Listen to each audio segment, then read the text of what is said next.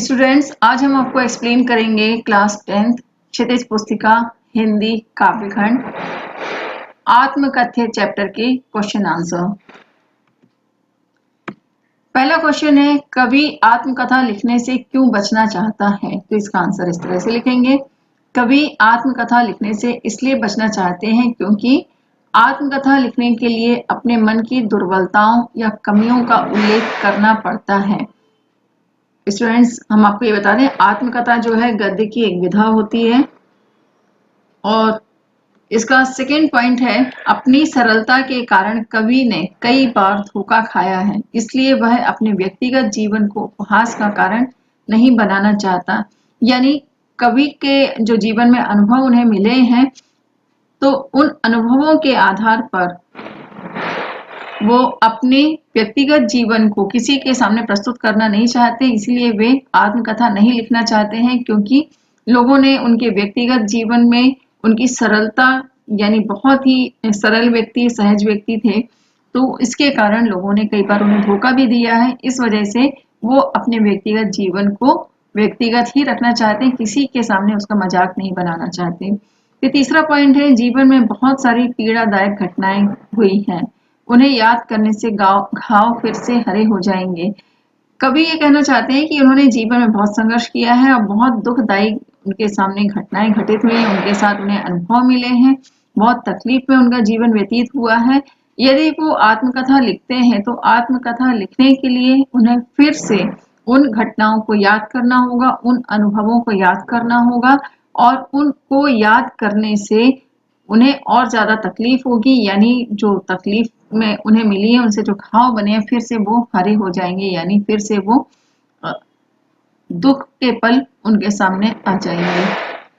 Next point है, कवि अपने व्यक्तिगत अनुभवों को दुनिया के सामने व्यक्त नहीं करना चाहता और यही सब कारण है कि कवि जो है अपने व्यक्तिगत अनुभव जो उनको मिले हैं जीवन में, तो वो किसी के सामने व्यक्त नहीं करना चाहते हैं। सेकंड क्वेश्चन है, आत्मकथा सुनाने के संदर्भ में अभी समय भी नहीं, कवि ने ऐसा क्यों कहा है? तो इसका आंसर है, कवि को लगता है कि आत्मकथा लिखने का अभी उचित समय नहीं हुआ है क्योंकि इसका फर्स्ट पॉइंट है, कवि का जीवन दुख और अभावों से भरा हुआ है, यानी उनका जीवन पूरा संघर्षमय और दुखी रहा है और बहुत मुश्किल से कवि को अपनी पुरानी वेदना से मुक्ति मिली है, यानी पुराने जो अनुभव रहे हैं, जो दुख रहे हैं, अभाव से ग्रस्त उनका जीवन रहा है, उससे जो तकलीफ हुई है, तो बहुत मुश्किल से उन्होंने अपनी उन पुरानी तकलीफों से मुक्ति पाई है। आत्मकथा लिखकर कवि अपने मन में उन दबी हुई असफलताओं को याद करके फिर से दुखी नहीं होना चाहते हैं। फिर नेक्स्ट पॉइंट है, कवि को ऐसा लगता है कि उसे अभी को ऐसी कोई बड़ी उपलब्धि भी नहीं मिली है जिसे वह लोगों के सामने एक प्रेरणा के रूप में रख सके, यानी जिसके लिए लोग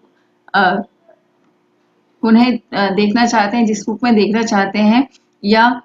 एक प्रेरणा के रूप में, एक रोल मॉडल जिसको बोलेंगे, उसके रूप में उन्हें कोई भी उपलब्धि नहीं मिली है जिससे कि लोग उनको रोल मॉडल के रूप में अपना सकें या प्रेरित होकर अपने जीवन में आगे बढ़ सकें। नेक्स्ट क्वेश्चन है, स्मृति को पाथेय बनाने से कवि का क्या आशय है? इसका आंसर इस तरह से लिखेंगे, पाथेय यानी रास्ते का भोजन या सहारा। पाथेय जो शब्द होता है, इसका रास्ते का भोजन या फिर सहारा इसका होता है सिनोनिम इसका। तो पाथेय यात्रा में यात्री को सहारा देता है, यानी पाथेय जो होता है उसमें, उस यात्रा में, उस अनुभव के आधार पर, कवि अपने जीवन के अनुभव के आधार पर लिखना चाहते हैं कि पाथेय में जो कहा जाता है कि कोई भी यात्रा करने वाला जो यात्री होता है उसको मदद की जरूरत होती है, यानी उनको सहारा देना होता है, और सुखद स्मृति को पाथेय बनाने से कवि का आशय स्मृति के सहारे जीवन जीने से है, यानी सुखद यादगार, यानी बहुत अच्छी जो उनकी यादें हैं, उनको अपने जीवन का जो मार्ग है, जीवन की जो उनकी यात्रा है, उसमें वे एक